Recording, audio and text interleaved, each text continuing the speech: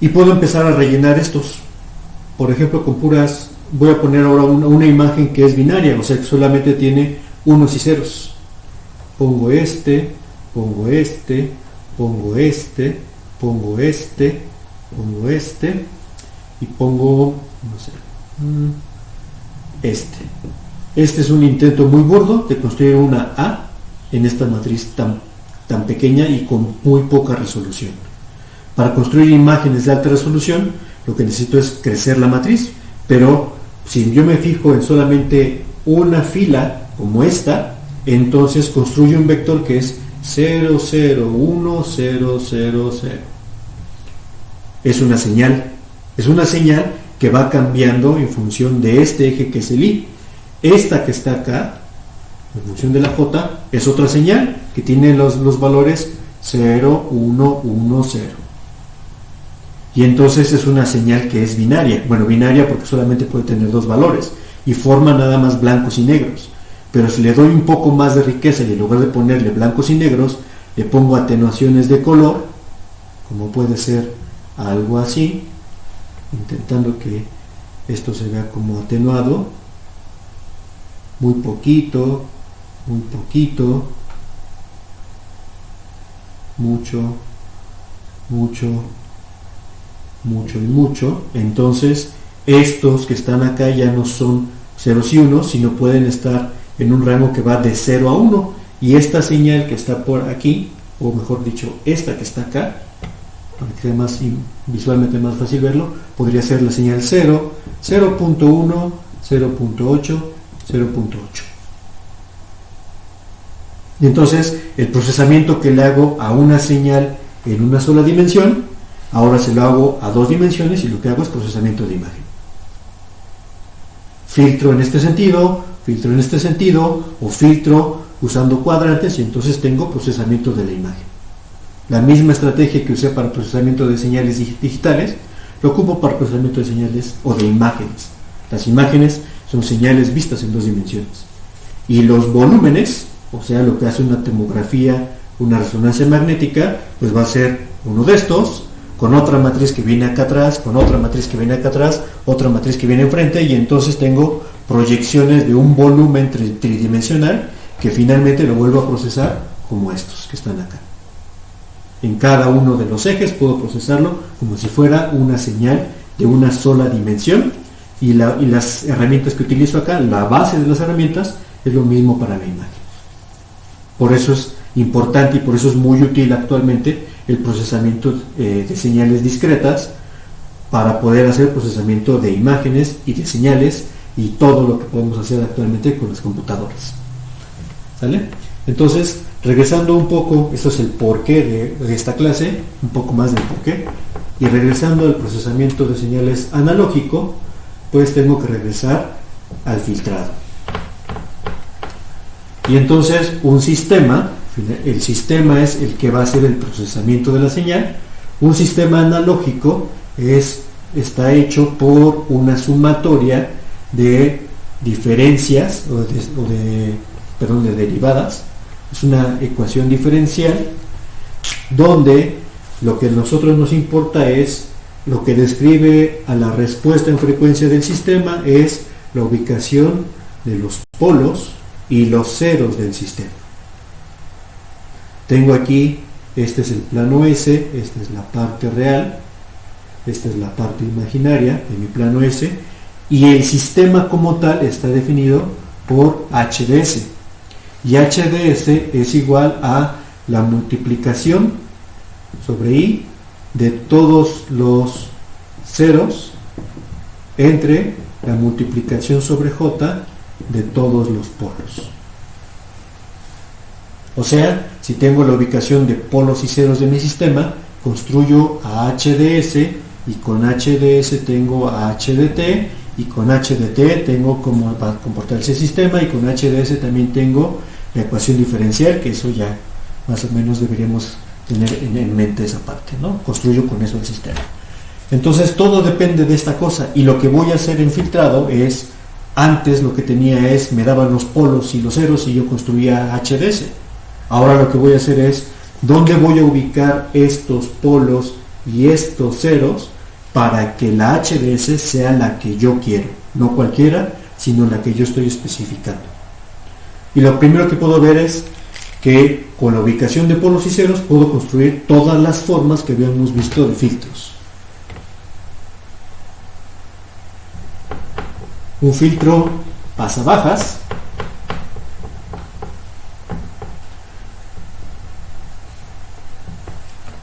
el pasabajas tiene esta forma.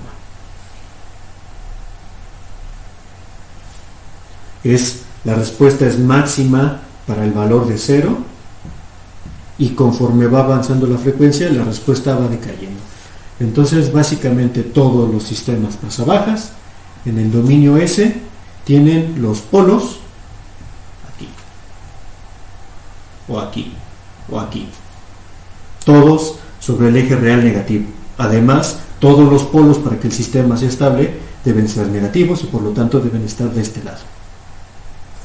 No importa cuántos polos tenga, si todos están acá, la respuesta máxima del sistema va a ser en este punto, y conforme yo voy subiendo, me voy alejando de los polos, la distancia va siendo cada vez mayor, mayor y mayor, y va ocasionando que se vaya bajando, bajando, bajando, bajando este sistema, hasta llegar a ser 0 en el infinito. Esta es la parte imaginaria y esto es la parte real. ¿Sale? Todos los pasabajas tienen los polos ahí, básicamente. O muy cercanos, podría decir, o sea, por acá. ¿Qué características sí no cumplen? Bueno, ¿qué características sí cumplen todos los sistemas pasabajas? Que no hay ceros.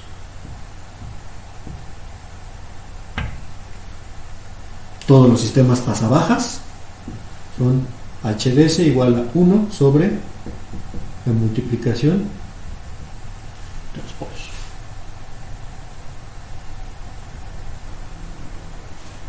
Característica fundamental de los pasabajas. ¿Sale? Entonces, borro esto.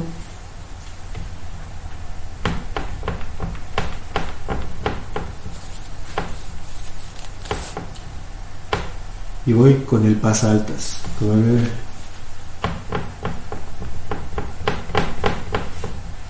El pasaltas hace lo opuesto al pasabajas, entre comillas. El pasaltas va a evitar que pase la frecuencia 0. Esa frecuencia la tiene que eliminar. Esto es omega, esto es h de j omega, y va a tener una forma así. Para lograr que la frecuencia 0 esté en 0, pues en el diagrama de polos y ceros debo colocar un 0 acá. Y los polos deben estar fuera de ese lugar. Si solo tengo un 0, entonces con un polo tengo un sistema pasaltas, porque este valor que está aquí no puede irse al infinito, sino tiene que hacer asintótico hacia 1. Entonces con un polo, un 0, esto es un sistema pasaltas. Si aumento el número de ceros, si aumento el número de polos, necesito aumentar el número de ceros para que se compensen las distancias hacia los polos y hacia los ceros en el infinito y la magnitud máxima vuelva a ser 1. Entonces un sistema pasaltas tiene mismo número de ceros y polos.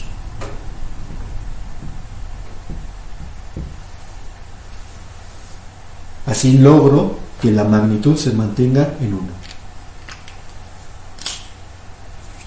¿Sale? Este es pasaltas.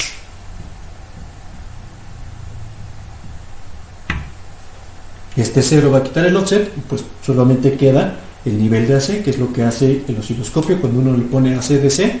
Cuando le pone 1 AC, pone un 0 en este punto y todo lo demás lo deja igual. Un sistema pasabanda, el que me falta,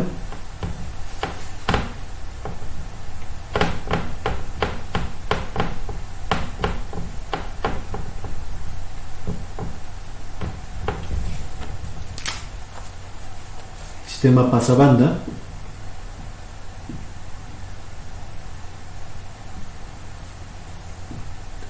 va a quitar el 0 va a dejar pasar una banda de frecuencias y luego se va a morir. Solamente deja pasar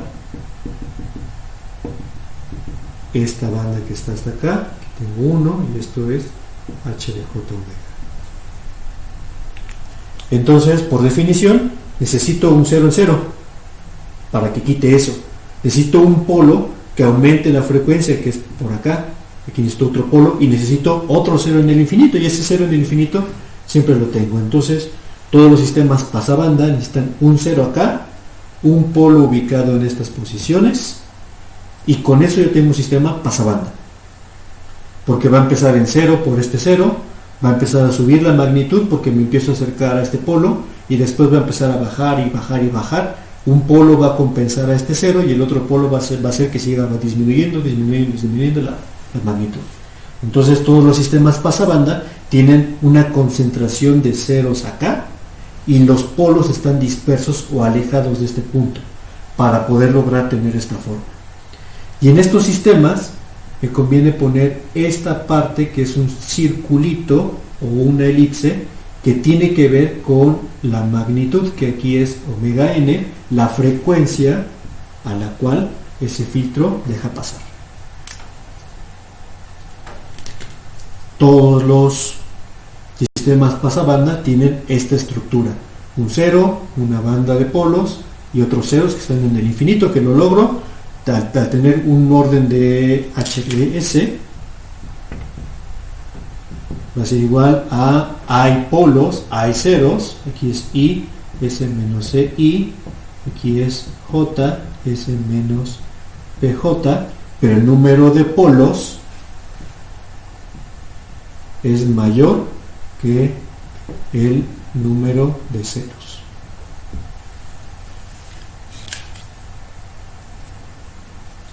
En el pasaltas me faltó escribirlo, pero el número de polos y el número de ceros es igual.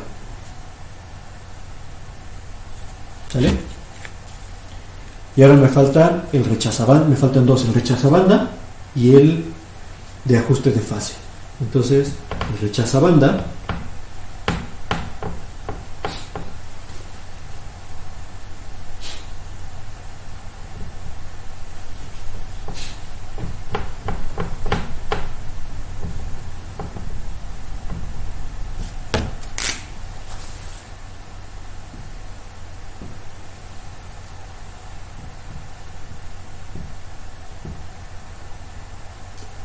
hace esto y esto. Quiero quitar algo muy puntual, que es esa frecuencia que está en omega c. Entonces, mi construcción, para poder quitar esta frecuencia que está acá, necesito colocar un 0 en esa frecuencia, y si tengo un 0 que sea complejo, entonces debe estar el conjugado de ese mismo 0. Y para hacer que esto esté hacia arriba, pues necesito un polo aquí, o un par de polos en el plano. Entonces la magnitud va a empezar en alto por la presencia de estos polos, va a empezar a bajar, a bajar, a bajar, a bajar, porque me acerco al 0. En el 0 va a ser máxima, y después el número de ceros y el número de polos son iguales, las magnitudes se van a empezar a compensar, a compensar, a compensar, y van a empezar a subir, a subir, a subir otra vez. Entonces, en el rechazabanda, el número de ceros es igual al número de polos. Pero lo que importa es la distribución. En el pasaaltas, todos los ceros están concentrados en el origen. En el rechazabanda, los ceros están fuera del origen, logrando hacer eso. Y puedo empezar a tener combinaciones de todos estos sistemas. Si pongo un 0 aquí en el origen, pues entonces este sistema va a empezar en 0, va a subir, va a tener una banda de compensación o una banda de paso, va a rechazar un tipo de una frecuencia específica, y después va a seguir haciendo esto. Y entonces combino todos los sistemas que estamos viendo hasta ahorita. El último que me falta es el sistema de corrección de fase, para poder terminar con la exposición de cómo tienen que ser las ubicaciones de polos y ceros de mis filtros. Entonces, compensación de fase Es un sistema que se conoce también como el sistema pasa todo, o sea, no afecta la magnitud y lo que afecta es la fase del sistema. Significa que la gráfica de amplitud,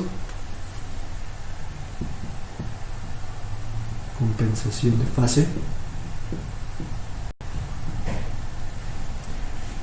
la gráfica de magnitud, h de j omega, es así, plana. Es un sistema que no hace nada en magnitud, pero en la fase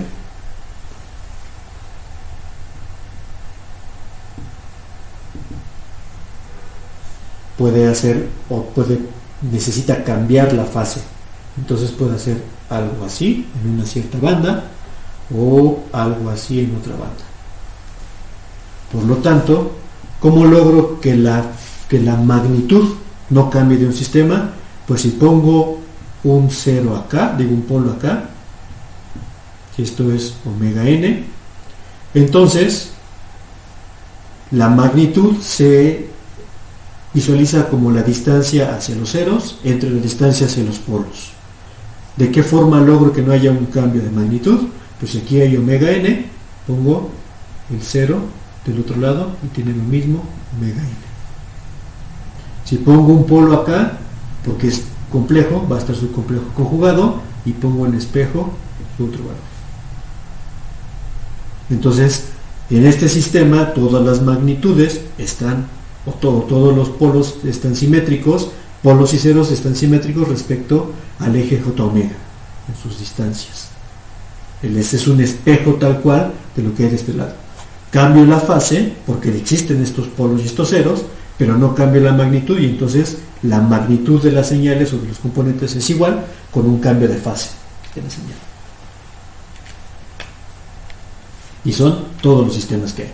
Todo lo demás es mezclar todos estos sistemas, poner polos, poner ceros y demás, para hacer que la respuesta en frecuencia, que es esta la que me importa, sea la que yo quiero.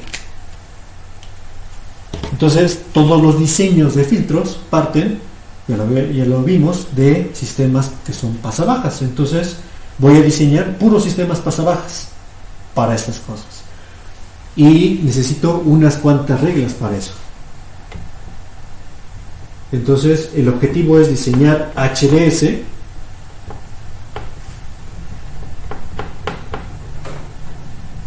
y necesito ajustarme a los parámetros que me pueda dar o que necesito de requerimientos para que el filtro pueda cumplirlos entre ellos. Entonces, el problema es diseñar HDS. Y para HDS esto debe ser una función que depende de AP, depende de AS, de omega P y de omega S, que son los 4 parámetros de diseño de mi filtro, bajas, todos ellos. ¿Vale? ¿Qué otra cosa necesito? Bueno, todos los polos,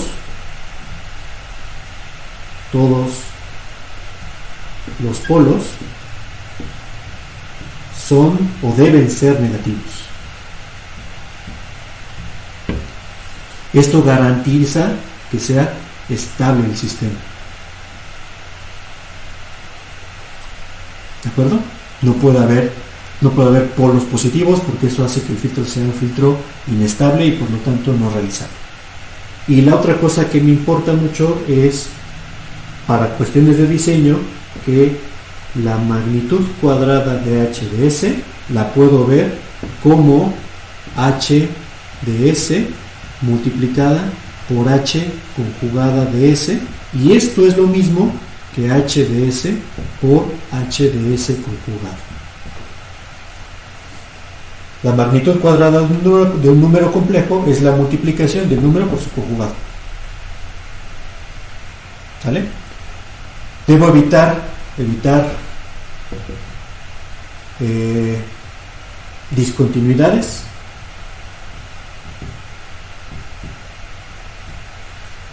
Y lo que significa que básicamente todos los diseños de filtro deben ser así. Que tenga una parte que sea plana, que tenga una curvatura acá que sea suave o muy abrupta, dependiendo de lo que yo quiera, y que tenga una parte que vaya a tender hacia cero. Y entonces esto es h de j omega. ¿De acuerdo? Entonces, para realizarlo, voy a modelar algo que tenga siempre esta forma de acá. Y esa forma del modelo la voy a poner, voy a escribir la ecuación de la forma modelo de todos los filtros, no importa el tipo, si es Butterworth, Chebyshev, elíptico o Bessel, todos tienen exactamente la misma estructura de función que es esta. Entonces, voy a borrarlo.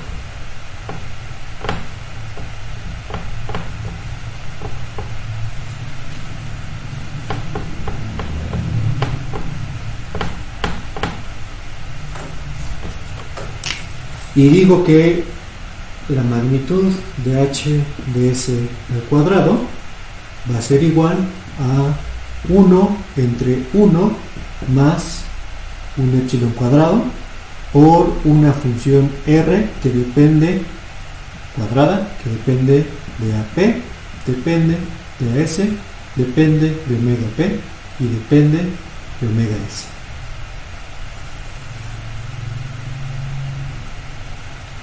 Esta es la estructura de todo filtro que tengo ahí. ¿Qué es lo que necesito? Pues esta determina mi frecuencia de paso, o sea, todo lo que esté antes de omega P debe estar cercano a 1. O sea, todo lo que esté antes de omega P debe hacer que la función esta que estoy escribiendo acá, esta es la función que quiero implementar. Todo lo que esté antes de omega P debe hacer que esta función sea 0. O cercana a 0. Si esto es cercano a 0, entonces voy a tener 1 sobre 1, que es 1. Pero si cuando paso de omega P, lo que quiero es que esta función crezca, y crezca mucho. Entonces, si esta función crece, algo dividido entre algo que es muy grande, pues entonces va a tender a 0. Por eso, todas las estructuras que yo tengo van a tener justamente esa forma. Cuando estoy por debajo de omega P, que es este valor, van a estar cercanas a 1, que es esto, y cuando estén alejadas de omega P, van a estar cercanas a 0, que es esto. Y entonces los cambios van a ser algo así.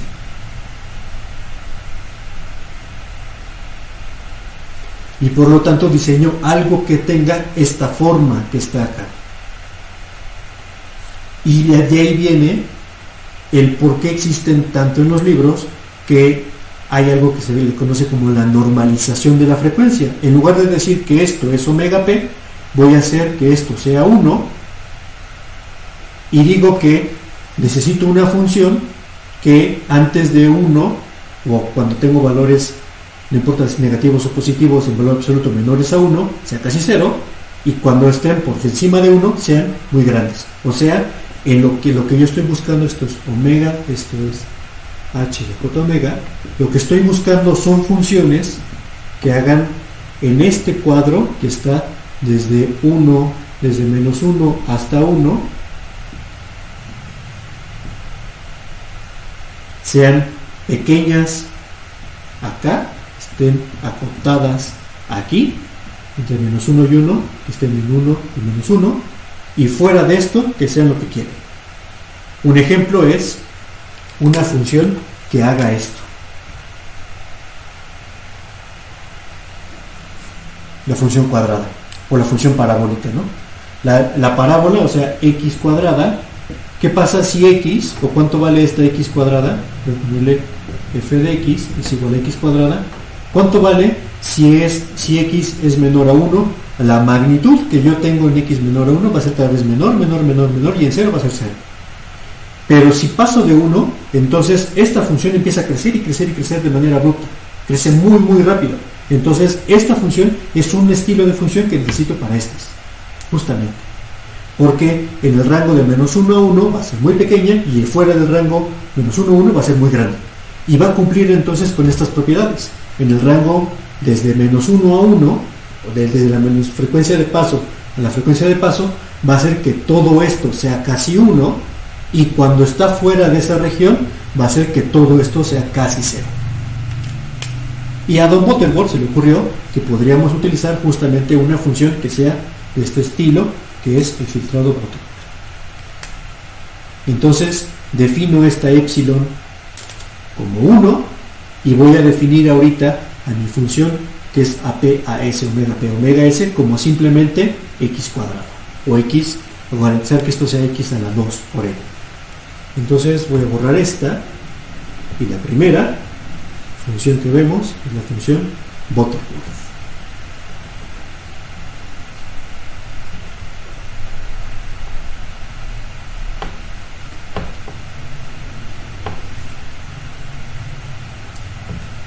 Con Butterworth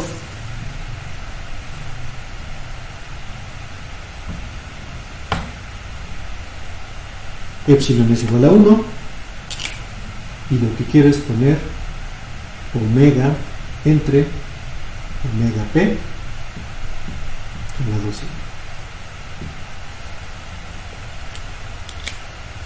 Esto ya no es esto, sino esto es h de otro día.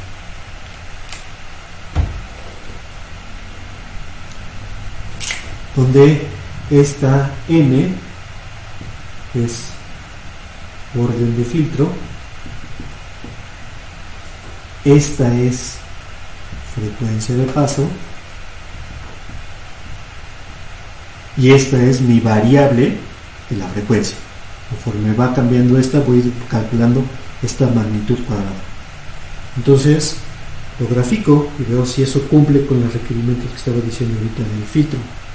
Hasta antes de omega p, esto es mi valor de omega,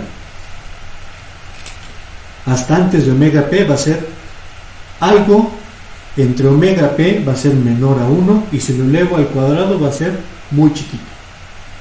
Y si además en lugar de elevarlo al cuadrado lo elevo a una potencia cada vez o un par más grande, va a ser todavía más pequeño, que es esto que está acá.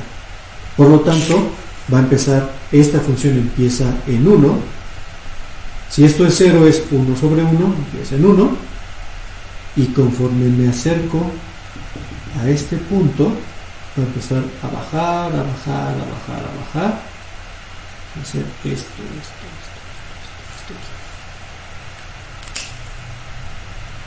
¿Cumple? Claro que cumple, ¿no? Cumple con este requerimiento. ¿Qué va a hacer este 2 a la, o esta n que estoy colocando acá? Puedes cambiar la forma de la curva. Puede tener una curva suave como es esa, o voy a ir haciendo curvas que son cada vez más pronunciadas, todas ellas son continuas, y lo que hace el orden del filtro es moverme en este sentido. Lo que hace es cambiar esta pendiente que está colocada acá para hacerla hacia acá o hacia acá.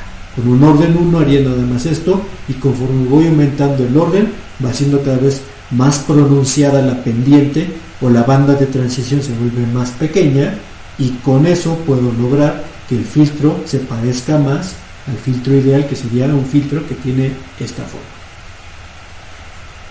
No lo voy a lograr porque este tiene una discontinuidad acá, pero voy a tener algo que se asemeje mucho a esa posición que está acá. Y esta es la descripción Butterworth.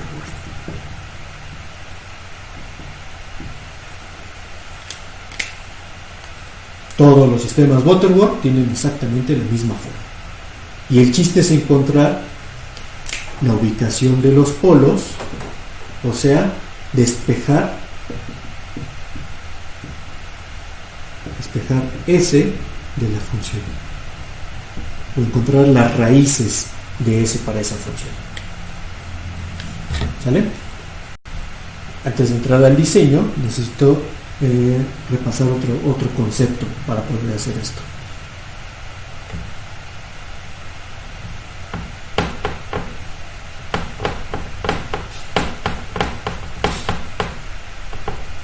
Ya se los presenté y ahorita regresamos ahí. Y el concepto que quiero recuperar es el concepto de los diagramas de Bode.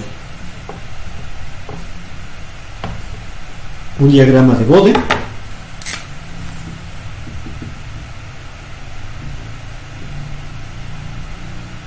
es una representación gráfica donde tengo amplitud en decibeles, y aquí tengo el logaritmo base 10 de la frecuencia, y el diagrama de Bode es trazos de la magnitud contra la frecuencia, y tengo una aproximación que es la aproximación de línea recta. Y tengo dos conceptos que son básicos acá, lo que es la década y el cambio de amplitud, y la relación que existe entre el cambio de amplitud y la década para los órdenes de los sistemas. Sí, eléctricamente o mecánicamente yo no puedo construir un sistema de quinto orden, sino que ocupo sistemas de orden menor, de primero o de segundo orden, para poder construir sistemas de orden superior en la arquitectura de los circuitos. Entonces, para sistemas de primer orden, significa que solo tienen un polo. Lo que pasa con los sistemas de primer orden en el diagrama de Bode de amplitud es que esta es omega n, o su frecuencia, empiezan en 0, y a partir de aquí caen con una pendiente de 20 decibeles sobre década.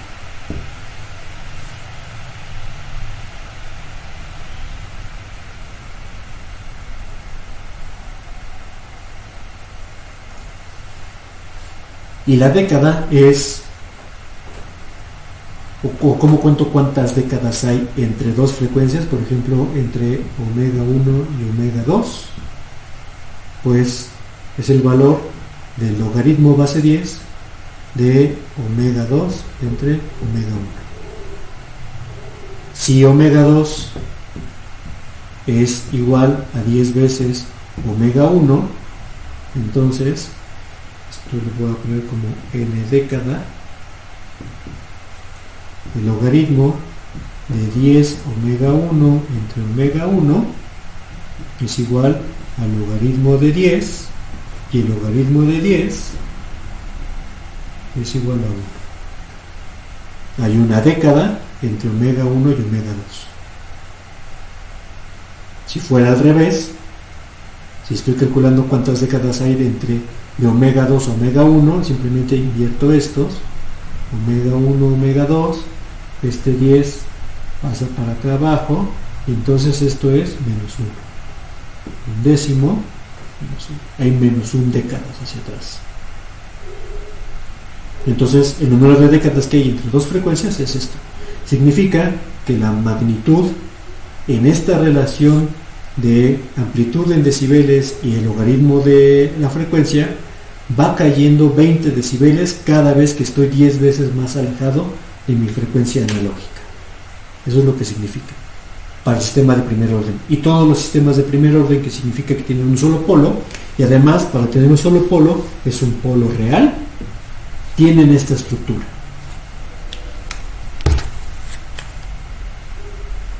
Segundo orden,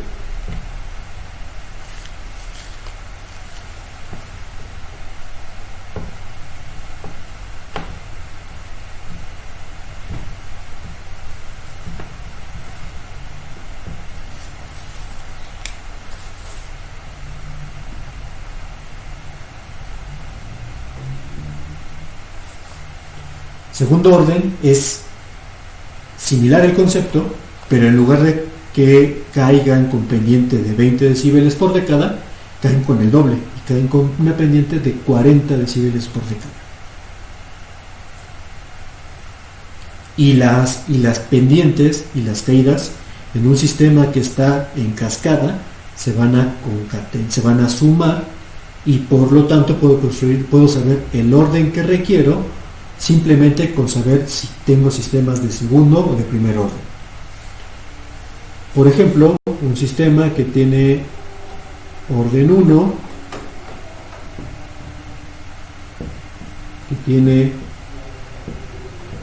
orden 2, entonces va a empezar con una pendiente de 20 decibeles por década, donde está su omega n, y aquí este es omega n1, omega n2.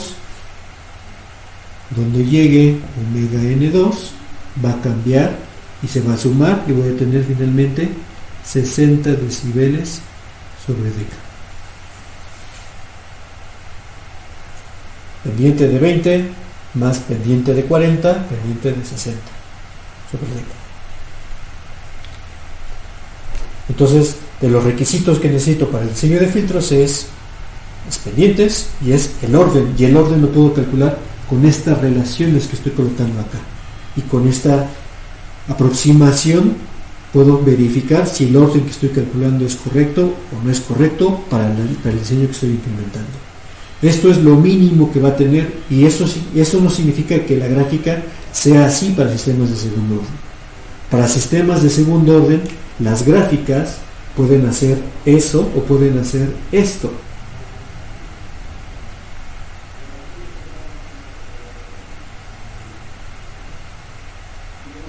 Entonces, ¿dónde ubico el valor de omega de los polos? Va a generar que esté por debajo o por encima de esta recta, pero son asintóticas a esta pendiente de menos 40 y por lo tanto se parecen mucho a lo que estoy dibujando aquí abajo. Entonces, un diseño de filtro, no llamémosle clásico, pero un diseño, vamos a diseñar un filtro, nada más saber el orden del filtro que quiero construir, o una aproximación de algún requerimiento que yo quiera. Entonces quiero que AP sea en la banda de paso que no exceda de 1 decibel, y en la banda de rechazo que sea de 50 decibeles, que pueda cambiar de omega P, que es igual a 5, a omega S, que sea igual a 70. Números que estoy colocando ahí al azar. ¿Qué es lo que necesito saber? Pues la relación que existe entre estas dos. Déjame quitar esta. Y voy a poner eso ahora en un diagrama, como los que teníamos ahorita de modelado de la frecuencia para un filtro, para el diseño del filtro que tenía, donde estoy teniendo esos valores de AP, AS, omega P y omega S.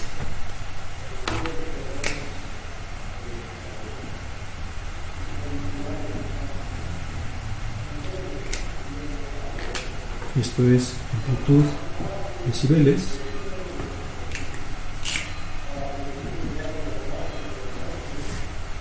Esto es el logaritmo de la frecuencia. Esto es omega P, que es igual a 5. Y omega S sería como por acá. AP dice que para abajo no puedo exceder el menos 1 decibel. AS dice que debo estar por lo menos en este punto a menos 50 decibeles. Y entonces la gráfica puede hacer cualquier cosa que esté aquí, pero que no toque esta parte. Esto es lo prohibido y esto es lo prohibido.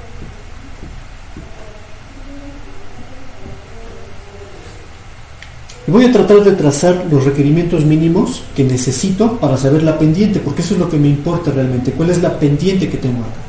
Entonces, el filtro, mientras en la banda de paso no importa lo que haga, puedo hacer esto que está aquí, o puede hacer esto, o quedarse arriba todo el tiempo y luego caer por acá. No importa lo que haga en esta parte, tampoco importa lo que haga acá. Lo que haga acá puede hacer esto, o puede hacer simplemente esto, o hacer esto incluso, pero debe pasar desde este punto hasta este punto, y el modelo que yo requiero es una línea recta que vaya de acá para acá. Y lo que necesito es no expresar estos valores en valores lineales de frecuencia, sino en cuántas décadas hay de aquí, desde este punto hasta este punto, para poder saber el orden mínimo que necesito para construir el filtro, sin importar qué es lo que pase aquí en estos lados. Nada más quiero que esta banda, que es la banda de transición,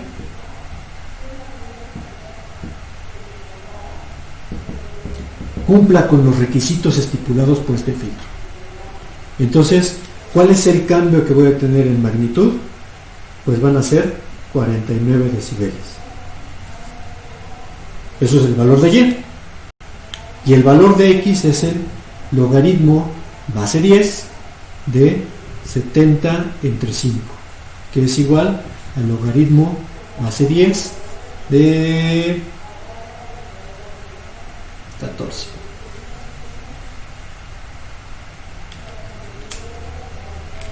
Que eso es como aproximadamente 1.4. Un poquito menos. No tengo calculadora, pero es algo así, ¿no? Es un poquito más de 1, porque si fuera 10 sería 1. Pero el logaritmo base 10 de 14, pues debe ser ni 1.4, eso es como 1.1, 1.2. Entonces, con esos dos, ya sé que ya puedo inferir cuánto es lo que necesito acá.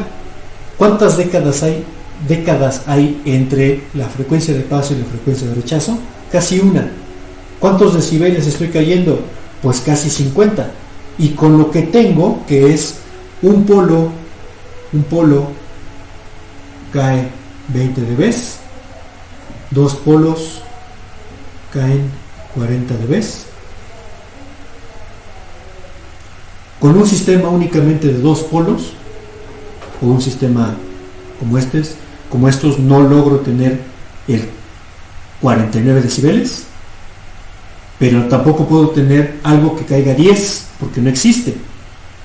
Entonces, si sumo 40 más 20, tengo 60, y aunque sea 60 y sea más grande, cumplo con el requerimiento, porque mi sistema, o la pendiente que voy a lograr con un sistema de tres polos, que es la suma de estos dos, va a ser que la curva, en lugar de llegar acá, va a llegar hasta acá.